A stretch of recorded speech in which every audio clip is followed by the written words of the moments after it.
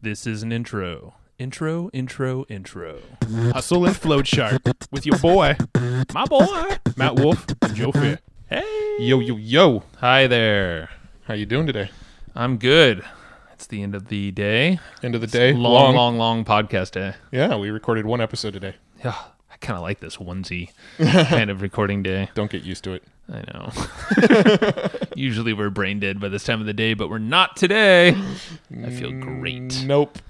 Not today. I did not have my bulletproof coffee. You didn't? Either. I've been sipping on yerba mate all day long. Dang.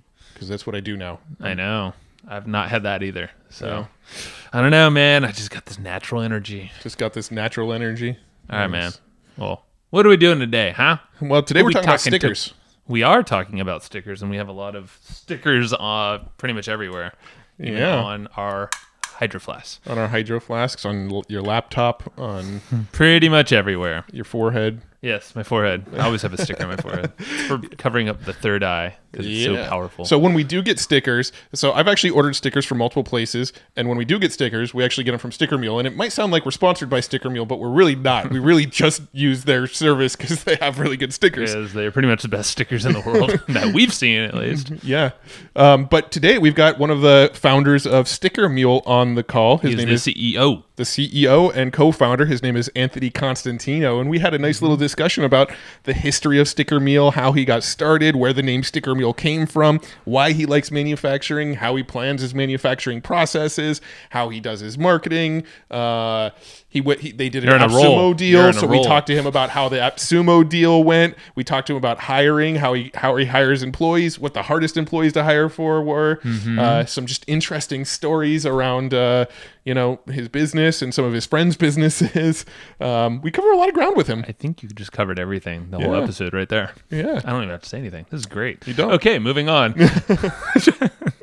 Yeah, Anthony's a cool dude. He talked about a lot, and he had some cool stories that I feel like we kind of pulled out of him, and he's got there's a little interesting product that he's got in the mix too that I don't think he's told anybody else. At least at the time of this recording, he did not. Yeah, so but that's kind of cool. It should be live now. It should be live Possibly. now. If it is, the URL is definitely mentioned on this episode and in the show notes. And it's not stickers. No, that's right. So don't look for a Sticker Mule type thing, but still go to Sticker Mule. Yeah, little Easter egg. You gotta, Easter egg. If you can find the Easter egg in the episode and tell us about it, maybe we'll send you a free sticker.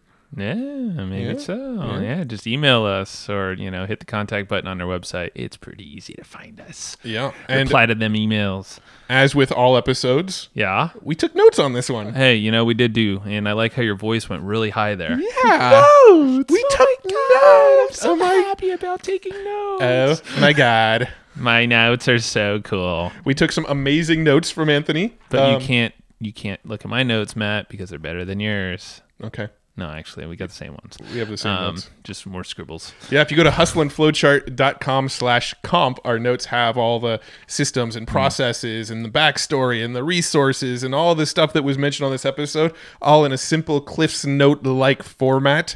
And you got to be quick. They do go away after a little bit, so if you don't get them within a week or so of this episode coming out, you probably won't get them for free. But go to hustleandflowchart.com/comp and grab the notes. Yes, get them notes. They are good and they are free. You'll learn a lot, so you don't have to hurt your hand trying to write down all the cool takeaways during this interview. Yeah, Joe broke his hand. I did. Trying to take notes. It's crazy. I can't be left-handed ananymore. Yeah, he has a crazy note-taking injury. Yeah, that's cool though. Now I dictate all my stuff to you, so you have to write everything. Yeah. Haha. Sucker.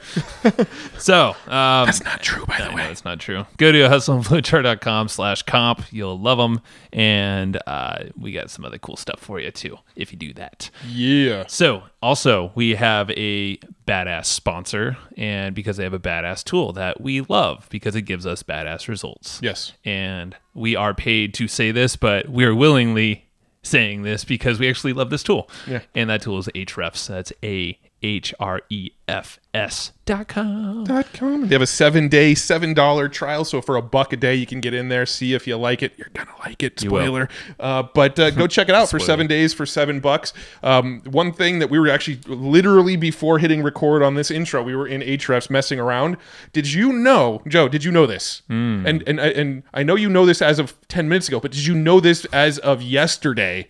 Enlighten me what I should know, Matt. Did you know that it's not just for Google? You can actually search out search rankings on Amazon, on YouTube, on Bing, on Yandex. I don't know what Yandex is, but you can search out on Yandex. Other search engines. All of these other search engines that you can actually search on all of those and get ranking results and get related keywords and get common questions that people are asking. Content ideas. To answer your question, no, I did not know that because you were asking me a question. Yes. So I knew that they had Bing, but I did not know they have YouTube, which is actually badass because second largest search engine in the world, YouTube. Yeah, no, we were looking at this like 10 minutes ago, and we were just plugging in some random keywords of, our products or, the niches.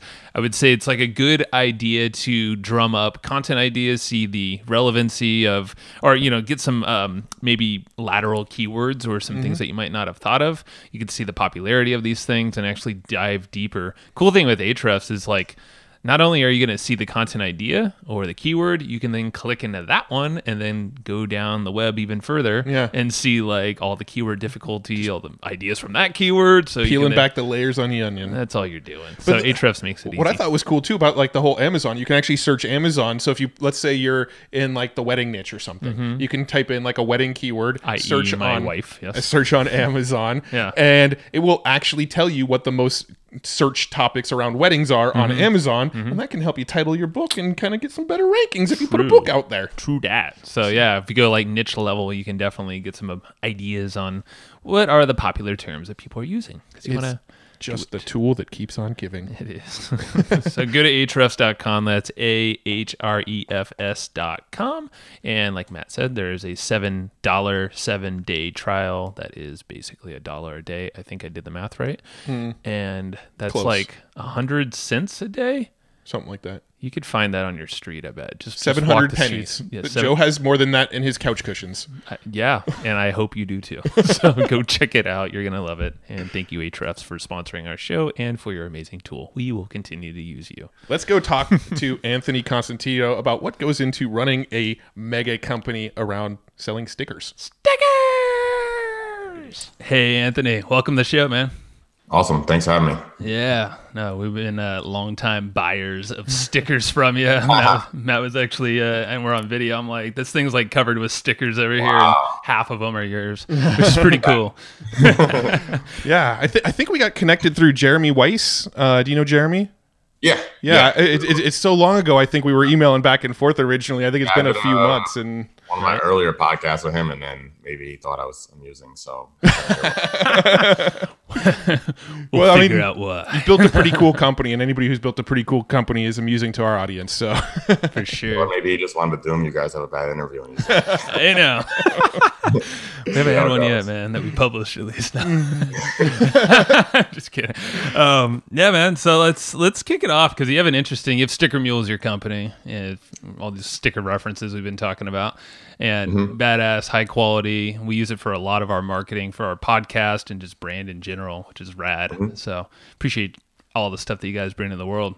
So it's kind of funny because I'm actually looking at this water bottle where I have stickers, and the ones I've got a Padres sticker here because we're in San Diego, and like the color's already fading on it. And then my Sticker Mule, I'm sorry, I'm like pitching Sticker Mule on behalf of. I'm like looking at that. I'm looking at your water bottle. I'm like, I think a few of those aren't ours. It's like no. Just I'm just talking to our team about this.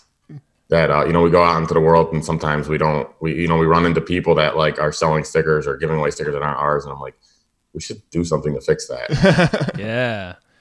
So let's chat about the backstory, man. Like, how'd you get into stickers in general, manufacturing, and kind of what brought you to this point here? I went right into manufacturing like after college, and like I think I like loved it. I thought it was like an amazing environment for me. I told everyone when I first started working in a factory, I was like, this is like hanging out with my high school friends, but 40, like everyone's kind of like just wants that. Everyone's just got a pretty like fun loving attitude, and it's a fun environment to work in. So I loved it personally. Like I prefer being in that type of environment more than being in a like white collar environment, whatever you want to call it. But like the frustration I had like working in manufacturing was, I had no control, and I love the people in the factory, but I had no control over their futures, because like traditionally manufacturing prior to Sticker Mule and prior really to the internet, like was, wasn't like full stack manufacturing companies that sold and manufactured. It was like we manufactured and somebody else sold, or distribution network sold. And that was frustrating because as just somebody running the factory, I was 2 steps removed from the customer. First, there was the sales team that went and acquired distribution partners, and then distribution partners acquired the customer. And so we could either have to scale up or scale down, quickly, based on things that had nothing to do with nothing that was within my control. And I just didn't really like that environment, because I'm like, sometimes factory workers were like losing their jobs for something they had nothing to do with. And you could talk to people and say, listen, let's have great quality, let's work on quality, let's get quality better. And we could work really hard to get quality better. We could work really hard to get turnaround better. But at the end of the day, you're so far removed from the end customer that like sometimes it didn't even really matter. And I think it, made the environment not ideal. So that was always in the back of my mind, and one of the main reasons why I was motivated to start Sticker Mule. Yeah. No, I like that point about control too, because we can relate to that with like affiliate marketing, for instance, is, stuff's totally out of our control. And if you're just doing one segment and, product goes away or they just change the offer, you could be screwed, or if they don't pay you out. No, I actually worked in manufacturing. I was a production manager in actually a shutter company factory here in San Diego. Awesome. That was what I did 12 years ago before I got into digital marketing. And so I can definitely relate, because we were a wholesale company. So we actually didn't do the sales. We manufactured, we sold them to retailers, and then the retailer. So there was several steps. So I definitely relate to that. What kind of manufacturing were you in before you got into like the sticker stuff? Packaging, actually. Oh yeah. So it's similar. Yeah. So you probably derived a lot similar, of it. Yeah. So probably did you have fun? Did you like? It was okay. In San Diego, I didn't speak the same language as a lot of the people in the factory. So I knew enough to get by in the factory, but it was a struggle. I tell everyone, maybe we're a little different here. We're in upstate New York, but I tell everyone's like, the tech world is so obsessed with diversity, and I'm like, they're so far behind in diversity, because in manufacturing, it's the most diverse work environment you're ever going to be in. I mean, you have people from all different ethnic backgrounds, but just all different, just so many different backgrounds. And I've always found people to be incredibly like welcoming. We get from people from all different, walks of life. But I always liked the sort of expediting factor, like when jobs had deadlines and I had to kind of like arrange things, and it was always kind of like a puzzle for me in the factory to kind of figure out like, okay, I got to get this one out in front of this one, but they're working on this one right now, so how do I kind of shift the assets around to make sure this one gets out but this one doesn't fall? I actually really enjoyed that element of it. It was just I had a communication barrier, because in San Diego a lot of our workers were Hispanic. Yeah, I get them.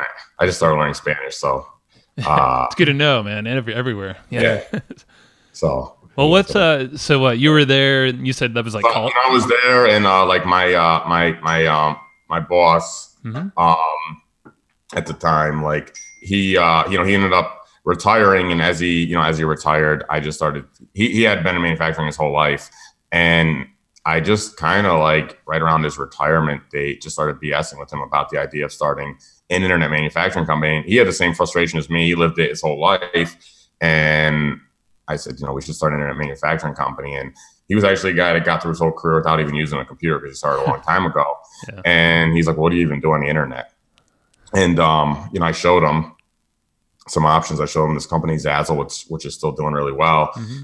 And he was like, wow, that's interesting. And then he kind of just went home and said, all right, well, I'm going to go home. And I was like, okay, I don't know. It was just a random conversation. I didn't really think much was going to come of it. And he came and saw me the next morning at 9 a.m. and he said, Anthony, I went home, and he's like, I grabbed a bottle of vodka and I sat down and thought about your conversation and decided we should start a company together. I was like, and that was really the beginning of Sticker Mule. We had that conversation and we launched 4 months later, I believe. Whoa. So what was it like actually launching it? Because I imagine, you've got to go and get some equipment, and you've got to like, where was it just you kind of running it yourself in the beginning? Did you have any team members from the beginning? How did you finance equipment? In the beginning, I mean, it was just like a handful of us. It was me, my co-founder. I ended up grabbing my brother was my brother was studying to be a Chinese history professor. That's what's his career direction. But I ended up stealing him away from his career for a little while, and a friend of mine, and it was I think like 5 of us in the beginning. And yeah, we had to go out and buy machines. We ended up buying the wrong machines. And I think the hardest thing for us wasn't so much we bought the wrong machines, and that was an unfortunate mistake. But the hardest thing for us by far was figuring out marketing and figuring out software development. Because I remember I said to my co-founder at the time, I was like, I actually debated whether or not I fought back and said, I don't know if we could really do this. And he's like, why not? And I said, well, I have no idea how to do internet marketing. Neither of us know anything about that. And he's like, well, I figured out every other thing I had to do in life, and you figured out most things you had to do in life, and I think we can figure this out too. So, yeah, but that was the big challenge, more so than that. He actually said, he's like, we already have the manufacturing background, so we just need to figure out the internet marketing background and the software background. Yeah. So. Is that still so for marketing? I know we've seen you've done like some AppSumo stuff. I believe you've been on there and all these other things. What's your marketing now to kind of stand out from the other online, kind of manufacturing companies like yourself? I think there's no one thing. I mean, we stand out through a collection of things. I will say like marketing became interesting to me. Like in the beginning, I didn't know what marketing was. And my co-founder was, 20, 30 years ago, was like VP of HR for a large multinational corporation, and so he had to hire marketing people and stuff like that. And he always talked about the fact that marketing people are generally the highest paid people in the company.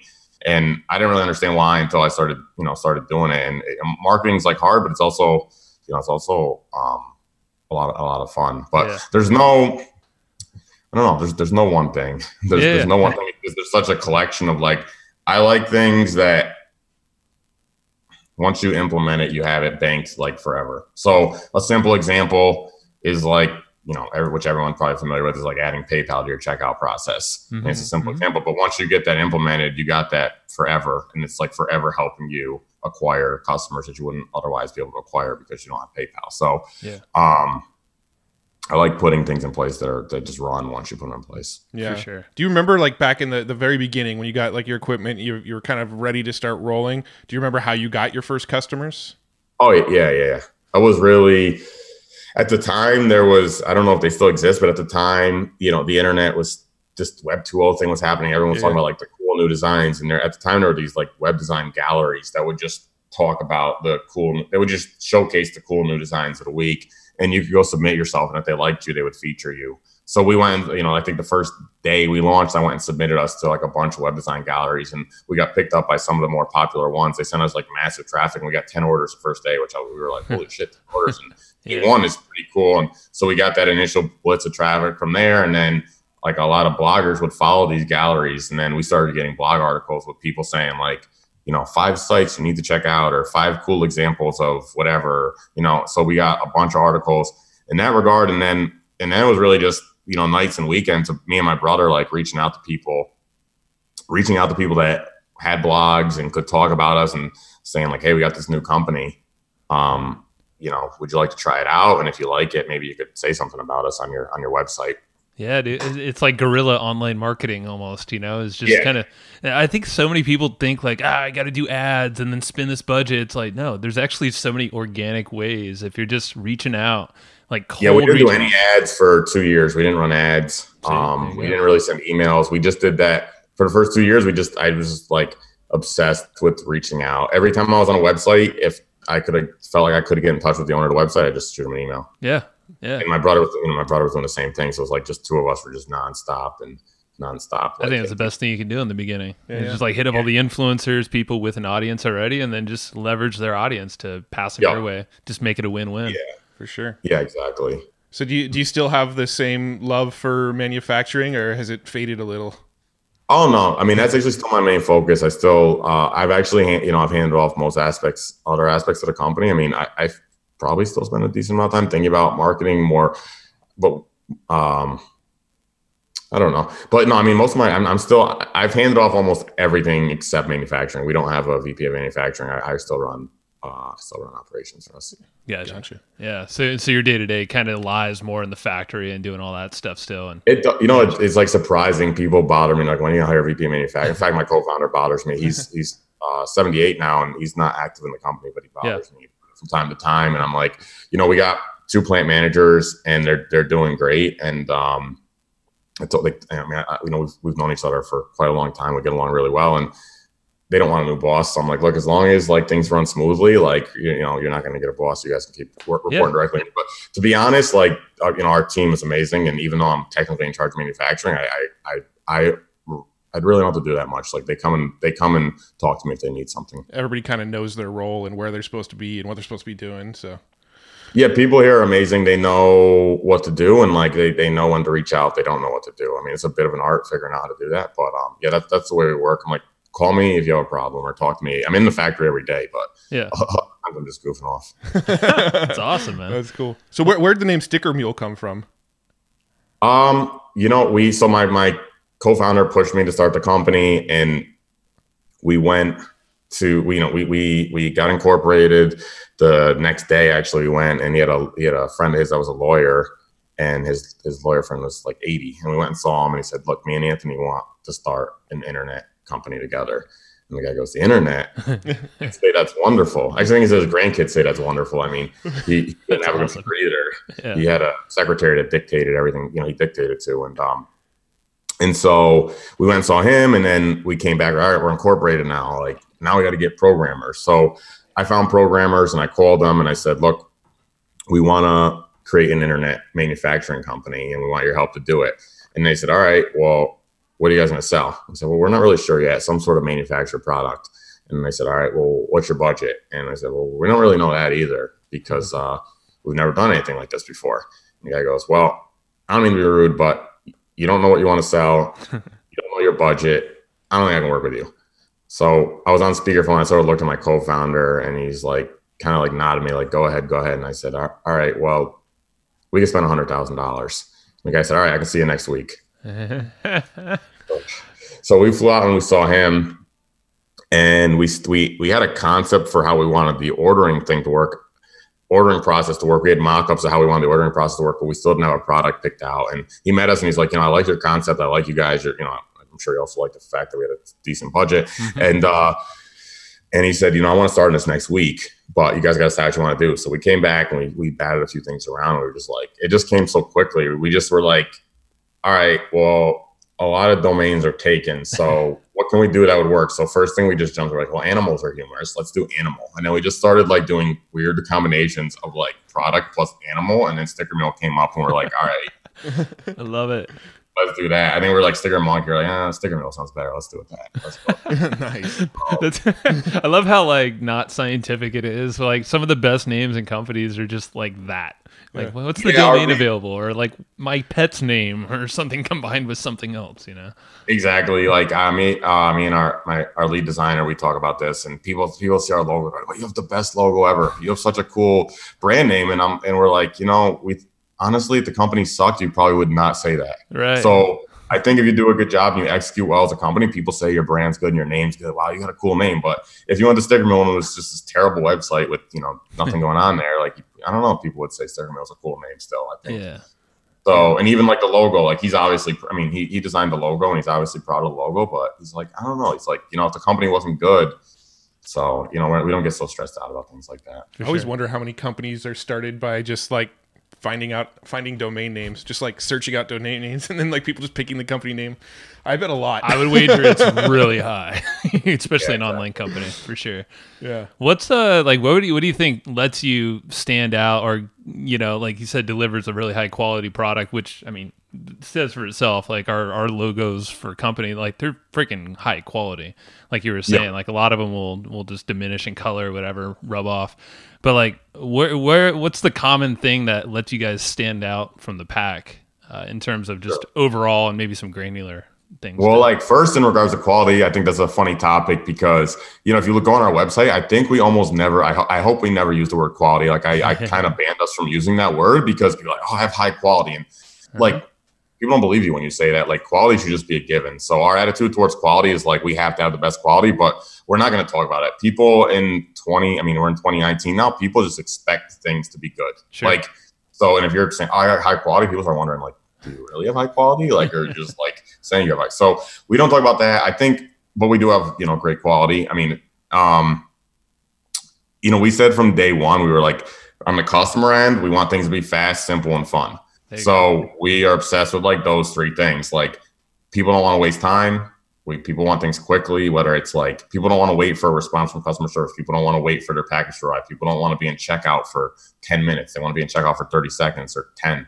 So we focus on speed. We focus on simplicity. People don't want to be confused by anything. Yeah. Like, confusion is terrible. And then people want to have fun. So we inject as much fun into the process as we can. And there's no like one thing, but I think that everything we do in marketing kind of hits on one of those three things. Nice. Yeah, and Matt, I mean, you've always been the one to order the stickers through them, so I mean, you could speak to that. Yeah, kind of the process more than I could. I've already done some selling at the beginning of the call. You're done with that. Comparing my stickers on my water bottle. Right. But no, I mean, we honestly we've tried other stickers before we found Sticker Mule, and like, I don't know, I don't know what you guys do different, but a lot of them just kind of turned to shit after a little while. Yeah, that's true. Yeah. Well, we're obsessive about product quality. Like I said, even though we don't talk about it, we're obsessive about that. We'll blurb that word out. Don't worry. Yeah. We won't have it come out of our mouth. We can use it in this interview, but we don't say it on the website. I know. That's cool, man.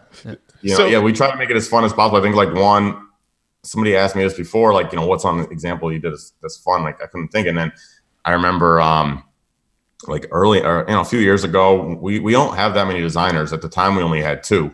And our newest designer came and visited us because we're all remote. And he was actually hanging out in my apartment, just playing around with our proofing process. And he started like, me and him just started talking about like, how can we make the proofing process even like cooler? So I don't know if you recall, but like when you go on Sticker Mule and you approve your proof, there's a series of like really like cool animations that last about like 3 seconds. Mm-hmm. And we spent like a week polishing this and making it amazing. And we're just like, this is like it's just like makes the experience more fun. And it's something that you only really get to see when you buy. And it's like a nice surprise, and it makes it more pleasant. Whereas I think most people, like, when you click approve, it's just like, okay, I clicked approve. Like, let's just whatever, dismiss the modal, something really simple. But if you probably didn't even notice what we did, but we spent a week designing the series of animations that trigger post approve. Is that do you think that and a couple other things, maybe you can rattle out some ways to get customer retention coming back? Because obviously with stickers, not high, profit, order value maybe in some cases. Exactly. Yeah. Well, our idea there, like specifically with that animation, and like I said, whether you noticed it or not, was that we're like, we wanted, it goes fast, like maybe lasts like, I think 3 or 4 seconds. And it's like, but it's at the same time pretty cool. And like, especially designers are always like obsessed with like cool design examples. So we're like, well, if we make the animation sequence post approval really cool, people will like almost want to buy again just to study. So many designers like copy, but you can't really copy this because you only get to see it for 4 seconds and then it goes away. Like, so they buy again to screenshot it or screen record, and like, crap, I didn't get it. I gotta buy again. Hopefully somebody's gonna listen to this and they're gonna go like now record the process of it. Yeah. Like, you can copy our homepage easily, which a lot of people have done, but yeah, you can't copy that easily. That's pretty sweet. I don't think I've ever heard of someone saying that right after the order. Like it's almost like what the heck do they call it when they put it in like art or like an Easter egg? Yeah, like a little Easter egg kind of thing. It's like, oh, didn't expect that thing to happen, and then you notice it, and you're like, I want to see it again and show everybody. Like, well, you guys are gonna both need to go buy after this interview. No. I gotta get my hit. See if it's actually cool or not. Yeah, dude, it's true. Well, we definitely will. I mean, we keep on re-upping. We're actually going to a podcasting conference in like a couple of weeks, so we're probably going to get rid of all of our stickers there and need to reorder after that. So, actually, everybody listening should go buy and see if they know see if they notice what I'm talking about. Yeah, I mean, why not? Yeah. You're going to get cool stickers out of the thing anyway. What in terms of marketing with stickers, have you seen some really cool uses of your guys' product in action by your clients? I don't look at that personally. Like, I haven't studied that, so I know nothing immediately comes to mind. I mean, we believe in putting stickers in every box only because if you're an e-commerce company or you're anyone that ships stuff, it's like your cost of shipping is so high. Like, why not? If you buy in bulk, I mean, our prices go down to like just over 10 cents a sticker. So, you know, if you're going to bother packaging up an order that's worth $200, like why not put 20 cents worth of stickers in the box? Because if that person then takes a sticker and puts it on their laptop, they're, you know how hard it is to get your logo in front of a person every single day of their life. It's like really hard to do. So for 20 cents, you can do that. I mean, yeah. That's literally what I did to mine. Like that's an example of one of those stickers right there. So yeah, exactly. It's cool. Yeah, and we send stuff out all the time with just podcast swag and like Matt you said at events. It's just like one of those. Instead of business cards, we actually use stickers now and just like write on the back. So it's actually cool. It's better. It's more fun. Exactly. When people throw business cards in the garbage, they stick stickers on things. Yeah, for sure. So I'm curious about the dynamic with your partner. You said he's not really that involved anymore. How did it work when he was more involved? And honestly, it was a side, he pushed me to start the company. I give him tremendous credit because I don't think I would have done it if he didn't push me to do it. But he kind of didn't get actively involved after that. I mean, he's always been around for me to call if I need help, and need help with stuff or I get stuck or I have questions. It was a little funny in the beginning. We had a phone and we used this, internet phone service called Grasshopper. And it would just ring if you called us, it would just ring our cell phones. And whoever answered first got it. And, he would answer the phone and do phone support for us for a few months. And then we realized we didn't want to do phone support anymore. But, aside from that, he didn't get super involved. Yeah. Well, how about like going back to team and all the focuses that you work in every single day? Because I know you're big on just, your team in general and the whole environment you have in there. Like, how do you, I guess, I don't know where to start. If it's like the hiring aspect of getting the right people on board, or if it's the culture that attracts the right people, like, what would you suggest? I was talking about this like recently with somebody and saying, the interesting thing about Sticker Mule is if you look at like the early people that came, like maybe the first 5 or 6 people, we're a much bigger company now, but those people are in leader. They are our executive team is ironically our first 5 people. And at the same time, like when we hire now, we generally look at 200 to 300 resumes to hire one person. So I'm like, how is it that your first 5 people, our first 5 people are ironically in leadership positions? Yeah. But yet now when we want to hire, we have to like look at 200 to 300 resumes to get one. And I think it's just that like at the end of the day, I don't think any job's that difficult. It's hard to step into something brand new, but if you can start and grow gradually over time, nothing's that difficult. If you have time to learn and time to grow and you're introspective, and self-critical, like I think anyone can learn to do almost anything. But yeah, it's definitely harder down the road when you got to jump in day one and be impactful when you don't have that like ramp up period. So yeah, it's a lot harder to find people. So when you're looking through like resumes, do you guys have some kind of qualification like test or something that you're like filtering them through, or things you're looking for? Early on, no. Early on, if I saw somebody talented, I grabbed them no matter what. Like I was very aggressive about grabbing talent. And I was also like very aggressive about terminating mistakes. Yeah, that's unfortunate, but you make a lot of mistakes, and I think people compound their mistakes for both the company and the other person by like trying to make something work that in the end isn't going to work. So I got that from my co-founder because he was VP of HR for a chunk of his life. We were quick to hire if we thought somebody was good, but if we made a mistake, we would just admit we made a mistake, and we generally gave them pretty generous like severance packages to part ways and move on with life. Netflix had like a good attitude on that too, about like they give very generous severance packages because they said like they don't want their managers like scared to terminate. They don't want anything like hands to knock you on the street. So yeah, in the beginning I had to I was aggressive hiring. I also had to do a lot of firing. As we scaled and got bigger, we put a structured hiring process in place, and I would say our success rate for hiring has gone up dramatically. Nice. Because of that. Well, we put a structured hiring process in place. We put a structured onboarding process in place. Like I said, it takes time to ramp a person up. And maybe when I was less experienced, I was just throwing people into the company and like they sink or swim. But now hope for the best. Yeah. Yeah, you can have a structured onboarding process that and then you can tweak your onboarding process to see maybe this idea makes it better. So a lot of the stuff that we do in hiring, we actually stole from Google because their VP of HR wrote a book called, don't know, his name's Laszlo. I don't remember the name of the book, but Uh-huh. I think but the Google VP of HR wrote a book on exactly how Google does hiring. Okay. Yeah, we'll find that and shove it in the show notes. We'll figure out whatever title that is. We basically just copied what they did and simplified it, but it works really well. Yeah. Have there been any positions that have been like really hard to hire for? Like, as what's been the most difficult positions? We got lucky in the beginning finding like an outstanding person to run software development. Like, just happened to be one of the first developers we got introduced to. I think any position's hard to hire for. Like I said, like the thing that I think made it work for us is like when I saw talent, I always jumped on it and took a risk to get the person. And I did whatever it took to get the person. So like the first software developer, we were working with an agency, and the person was in a contract with the agency, and I could just tell, like, we worked with 3 different people in the agency, and I could just tell this one person in particular was, outstanding. And they really liked us, I really liked them.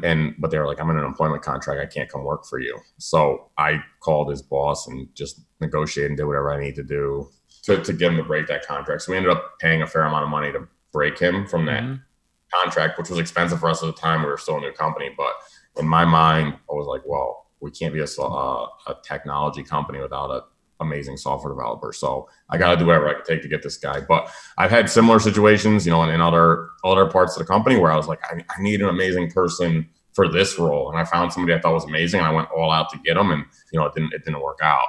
So, but, I was honest to myself, hey, I made a mistake here. I would say the hardest thing to hire for, like, is, I don't know, if you don't have a software development background, getting someone there is really hard, because that's really, so you need not only to get somebody really good, but somebody that you form a strong relationship with and a strong bond with. That's hard. Still to this day, hiring marketing people, it's hard to find marketing talent. It's true. And our VP of marketing is actually our original designer, like the guy that designed the website. He was with us from day one. He ended up becoming VP of marketing. We iterated through hiring a bunch of marketing people, and finally I went to him, the last one I hired didn't work out, and I just said to him, look, I want you to be VP of marketing. And he was only a designer at the time, and he said, like, what are you talking about? I'm like, I think you could be VP of marketing. He's like, I'm just a designer. And he said, why? Well, I don't think I could be VP of marketing. He said, why do you think that? And I said, well, like, you got really, really high quality standards, like the highest quality standards anyone in the company, or maybe me and him are in competition, I don't know. But he's got incredibly high quality standards. And I'm like, I think that's the biggest thing in marketing, because in marketing, in software development, or in you can test things and make mistakes. But like when you run a marketing campaign, you only get to do it once. So like if you run a marketing campaign, you put all this effort in, and like you do something stupid that screws it up, it's over with. Like, so you can't make mistakes in marketing. So you need someone that's like meticulous, and it's like, all right, this is what we're going to do. And like, everything's got to be perfect. It's got to go. And, he's actually been amazing. Nice. Now, do you ever work with like marketing agencies and just like let the marketing just be like out of house, or do you want pretty much all the things that happen in the business to be in house? Only in the very beginning. I said, like, we didn't do any advertising. And year 2 or 3, I was one of our customers reached out to me, and me and him became friendly, and he just kept saying, like, you guys got to run ads. You guys got to run ads. You guys got to run ads. And I was like, no, I don't. We don't. And finally, he's like, look, let me just like manage your ads for you for free. And so like he started running ad campaigns for us, and then we ended up hiring him to. He had a team. And he brought his friends, and we ended up hiring them to run our ads for us. And they pushed our ad budget really far. But then we ended up they ended up starting their own e-commerce company, and we ended up bringing advertising in house. So we do everything in house. But is that a funny story about our VP marketing is he took over marketing, and I'm almost like reluctant to tell the story, but I remember he took over marketing, and a few weeks later our revenue numbers jumped like dramatically. We had like an unbelievable month, and he was like, he's like, thank God you made the change before these numbers hit the way they hit. Or how would you ever explain to the other guy like why he got let go? And I was like, Dave, the only reason numbers hit this good is because I put you in charge. No, he didn't even realize it. Like, he thought like it was just luck. And I was like, no, I'm like, you're incredibly meticulous. Like, everything executed perfectly this month.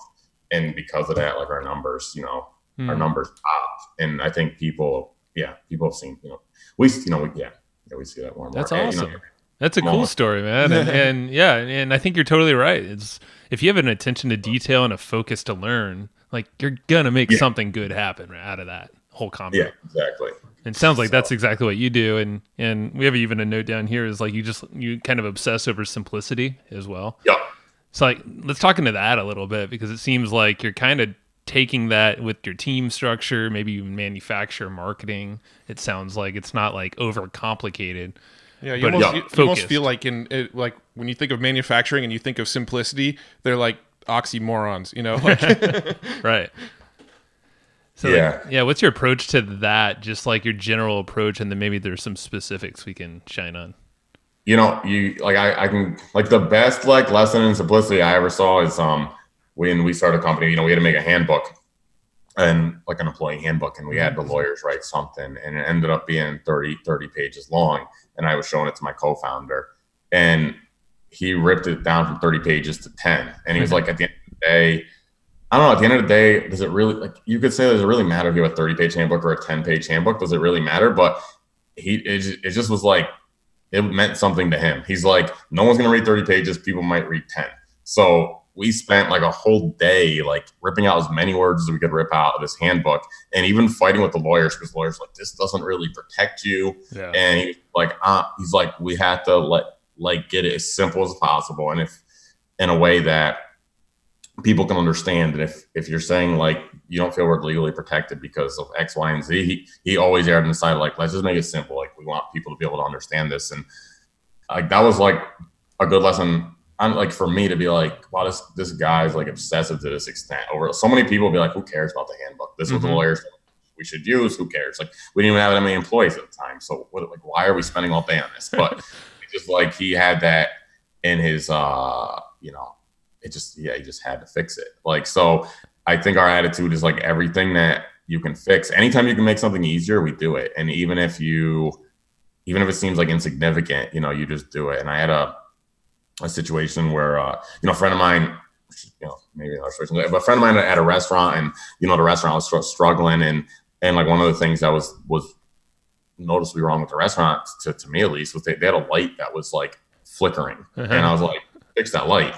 And I went to the restaurant like a month later, and the light was still flickering. And I'm like, dude, I didn't fix the light yet. And he's like, well, how much more money am I going to have if I fix this light? Like, how many more customers am I going to have if I fix this light? I'm like, that's not the point. Like, you have a restaurant, you should fix the light. Like, right. But if you can fix something, always fix it. Doesn't, even if like at the end of the day it seems small, like, always fix it. So yeah, we rip out every bit of complexity. We can rip out every word we can rip out. We rip out every design element that's unnecessary.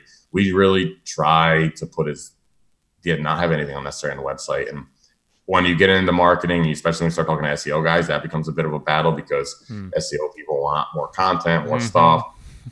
We had a lot of fights there. Maybe, I don't think we really caved. I think at the end of the day, like, everything on our website's, valuable.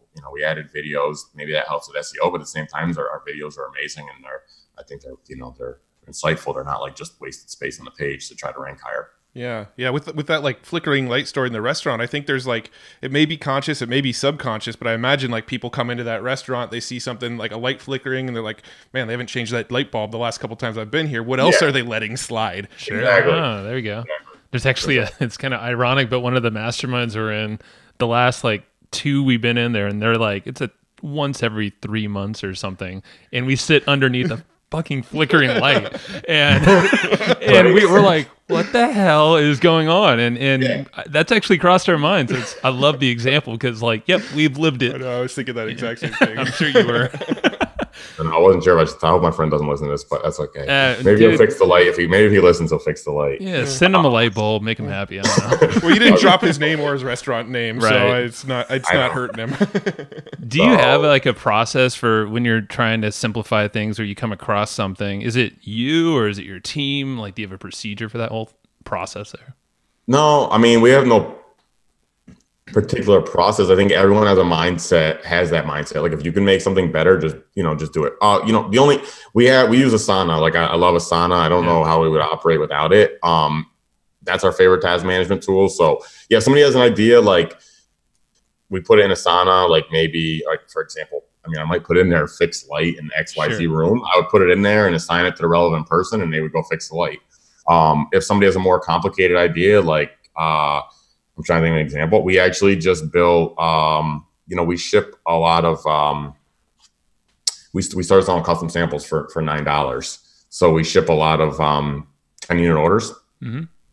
And our software developers, and we have some engineers, like mechanical engineers that work for us. And they were just like, we think we can automate this process to ship to 10-unit orders more effectively. So they just made a task like investigate automation for shipping 10-unit orders. And they actually ended up building like a machine that simplifies our process for shipping 10-unit orders better. So I don't know, there was no, I mean, they were just, the process was put in Asana, you want to do this, like notify the relevant people. I didn't even get really involved in that. Like we have another person responsible for technological change in the factory. And he was like, this sounds great, let's do it. And then they just started working on it. And then, Makes sense. I mean, if you instill that kind of thing in your culture and it's repetition, and then, maybe in your meetings or whatever you guys do, you're always kind of talking about that high quality thinking, simplicity thinking. It's just going to resonate. Everyone's always thinking about it, and people. Well, I think we trained the management to be receptive to ideas. Like good ideas can come from anywhere. Yeah. So I think everyone here just feels comfortable. Like you don't even have to talk to your boss. You just put it in Asana. You put your idea in Asana. Notify your direct supervisor or notify the relevant person, and like if they like it, they'll say like, yeah, let's do this, and they'll like grab resources to get it done. Yeah. If they don't, they might criticize it a little bit and maybe have a different idea. But yeah, I think everyone here like realizes that if they have ideas, they should bring them forward. To get that culture that way, like you do have to act on ideas. So like, for example, I'm really big on this. Like I talk to people in the factory a lot. Like I learn how to make factory improvements generally by asking people like what frustrates them. Like when I'm in the factory, I'll just ask them like, we get a new machine, we got a new process. Maybe we recently started making coasters. I'll talk to people and I'll say like, how do you like running this machine? I was like, great. And I was like, well, is there anything you dislike? And they'll point out something. And then I'm big on like, if somebody in the factory points out something to me, and if they point out something to me, like I make an effort to get that improvement, get that fixed as quickly as possible, even if it's not going to be a huge win for us, like, because it makes people realize that like I'm being listened to. Sure. So sometimes if it's a management type person that maybe understands, like maybe I'll argue with them and say like, hey, this isn't a huge win, so like let's not do this right away.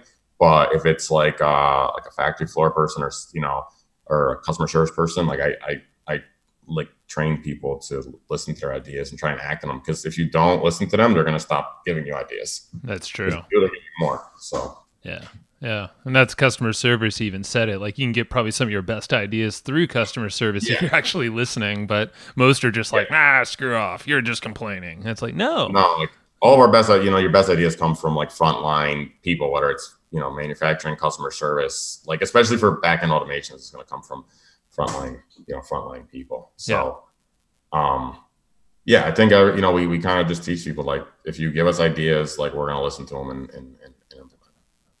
Nice. Have you ever heard, like listening to customer feedback, have you ever gotten any like feedback from customers that have caused like major implementations, major changes in the business? I don't, like I said, like I don't remember any like major change to how we do things. I could say the biggest one is sort of amusing. Like, we have an operation in Italy now, and that came because there was actually a guy that had this company called Unix Stickers. Mm-hmm. And, I started talking to him, and he started complaining that he couldn't buy from us. And I was like, well, what do you mean you can't buy from us? And he's like, well, I'm located in Italy, and I can't buy from you. You guys don't ship to Europe. So I would say because of that conversation, we started shipping to Europe. And I actually said to him, I said, look, if you are so adamant about us coming to Europe, I said, would you mind helping us figure out how to do that? So this was a customer of ours. He ended up figuring out how to help us come to Europe. He put together a marketing strategy to come to Europe. He identified everything that he felt we needed to fix in the website to be a viable vendor in Europe. So we implemented all his ideas. He ended up becoming a consultant to us while he ran his own business, and that relation just continued to get better. I actually ended up going to Italy and hanging out with him and having a lot of fun, and we ended up buying his company, and he joined Sticker Mule, and we started Sticker Mule Europe or Sticker Mule Italy, but we service all of Europe because of that conversation. So Dang. yeah, I guess so that was probably the most significant change that resulted from a customer giving us feedback. That's pretty damn big, I would say. That's cool, man. That's a good story. So how many facilities do you have now? Like how many locations are there where stuff happens? We do all our manufacturing for United States and a lot of the world in upstate New York. That's our main facility, and then we manufacture for all Europe and in Italy. Gotcha. And your employees, do they all come to like the office every day, or are a bunch of them like no, and then home? aside from manufacturing personnel, almost everyone's remote. And most of that's just kind of managed through Asana. That everybody kind of Asana. I prefer, even if we do as much as possible through Asana. We use Slack. Yeah. But yeah, I like Asana because it's asynchronous, meaning somebody can write and then I can write when I have time. Whereas like Slack's like if I don't respond to you right away, I might forget the conversation. Yeah, totally. So yeah, we handle pretty much everything through Asana, and we do in Europe, for example, we do manufacturing and customer support and marketing, some marketing too. And those people all work remotely, but we do have an office for customer service. They come in as needed. Mm-hmm. Yeah, lean and mean. I love it. Yeah. Like that's how it should be done. Where do you see yourself going in the future? Like with a Sticker Mule, are you going to venture outside of stickers? And I know you said you have coasters and stuff like that now. Right now I shouldn't. I'm gonna. No. No, it's okay. It's okay. No, we're having like I said, like we want to make things fast, simple, and fun, and like we've been focusing more on fun lately. So we got some pretty amusing projects coming out that I think people are gonna like. I don't know if they're directly applicable to printing. I think they're gonna surprise people. But yeah, we got some cool stuff coming out in the next few weeks. Sweet. Like 3D stickers and holograms and stuff. stuff. Actually, like nothing to do with printing. We're gonna go like consumer. The consumer. What do you call it? CPG. Like we're gonna sell stuff that is nothing like anything we're selling right now, just for Sweet. All right, we'll wait and see. I just want to let us know, man. We come out with our own hot sauce. Oh, all right. Sign me up, man. Consumer hot sauce actually really kick ass. It's really good. So it's gonna be. I think it's gonna be a lot of fun to sell hot sauce, but we'll see. Hell yeah, I love hot sauce. So I'll sign up and be one of your first. Exactly. Who doesn't love hot sauce? And right. There's no direct to consumer hot sauce company. And we like to do things that have like I know a lot of things we've done are just like they just happen randomly. And like I was like one of my friends was joking. We actually did free burger day for my hometown because we wanted to like kind of do a really cool job fair. So we're like, all right, we're gonna make free hamburgers for the whole town. Wow. It's 10,000. Like we're gonna do 10,000 hamburgers, and we ended up doing like 3,000-4,000. And we're like, to make the hamburgers really cool, we need like a cool sauce that goes on them. So we started like experimenting with like hot sauces, and it was like I guess like one of those things too, where we were like, does it really matter if we have a unique hot sauce? I mean, people are gonna come for the free hamburger, like whether or not it has a unique hot sauce on it. But we spent all this time like trying to figure it out, and then. Like our one of our employees, actually our VP of sales, was like, "We should sell this. Like, it'd be hysterical if we just started selling hot sauce." And I was like, "Yeah, let's sell hot sauce." And they're like, "Are you serious?" I'm like, "Yeah, why not? Like, let's figure out how to do it." So, we spent a while like finding a partner to like help us make it, and we're gonna. I don't know. Maybe by the time that you guys push out this podcast, you guys will already be able to buy our hot sauce. Nice. Yeah. Well, if it's live, we'll link it up for sure. Yeah. We got some other. We did that. We'll see how this goes. We got some other. Yeah, I guess fun things, and we have some cool products coming out too that make more sense than hot sauce. Like, it's all good. Yeah, I mean, we're running about 6 or 8 weeks, so this, I mean, if it comes out within the next 2 months or so, it's likely that this episode will be live by the time that stuff's live. Exactly. So everyone can go check out mulesauce.com. There you go. You heard it here first. Now, this is just kind of my own curiosity here. I know you guys have. I don't know if you've done it more than once, but you've done some like AppSumo campaigns. How have those gone for you? Those were fun. I mean, we had a great time doing those. I actually met Noah Kagan, was the founder of AppSumo. And that was another. I was on AppSumo years. I think our first year, second year in business, and the live chat thing popped up, and I said hi, and it was Noah, and he got us on there, and that went really well for us. It's not a big part of our marketing today, but we still occasionally do these like deals. Actually, now like what happens is we'll run our own promotions. And the deal sites will grab them and just start running them.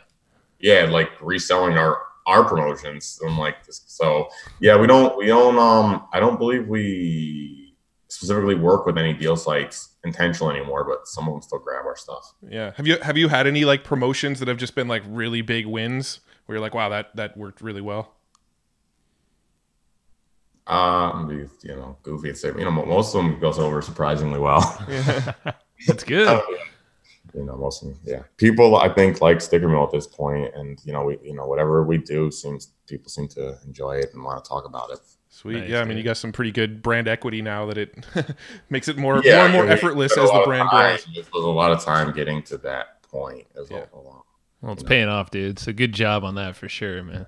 Yeah. So let's wrap it up. And so I was asked, like, what's a good, maybe there's a book or maybe it's a podcast or something else that you just find yourself recommending, maybe your team or other people that you feel like just got to hear about it. Oh boy. I don't do a lot of book recommendations, but I would say like one of the more impactful books I read like years ago when I was in college it's hard to find. It's called The Nature of Managerial Work by Henry Mintzberg. And he actually, I didn't like most business literature because it's so prescriptive. It's all these people giving you opinions about like what you should do. Yeah. And this guy actually just did a sociological study of like what do managers like actually do.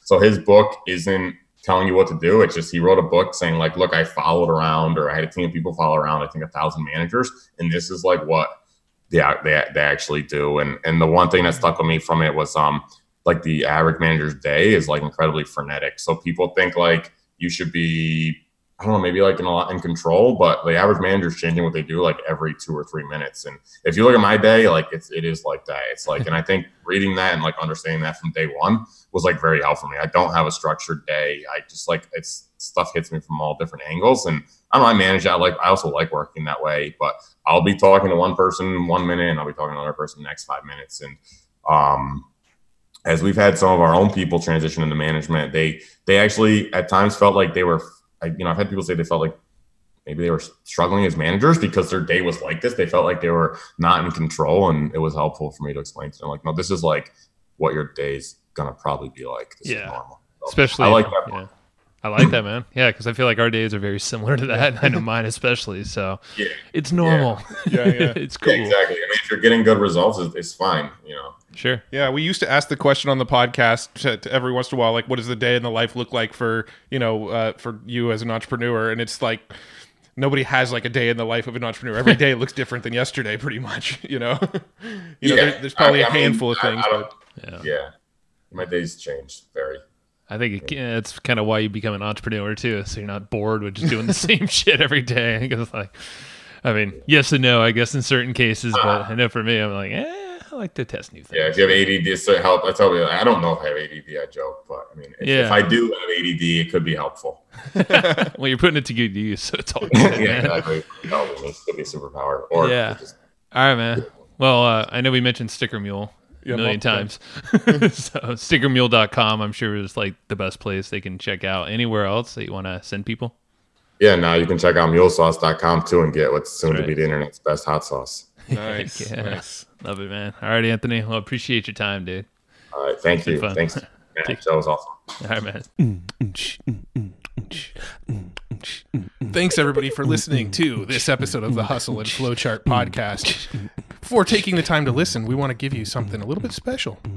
Every single episode that we do, we actually have somebody on our team take notes. We basically have a Cliff's Notes version of every episode where you can go and find all of the tips and tactics that they laid out, all of the resources that they laid out, all the good stuff from this episode. We actually have a nice simple notes version that you can find on our website. So go to evergreenprofits.com, find this episode that you just listened to, and give us your email address and we'll send you the notes. Thanks for listening. Go get it.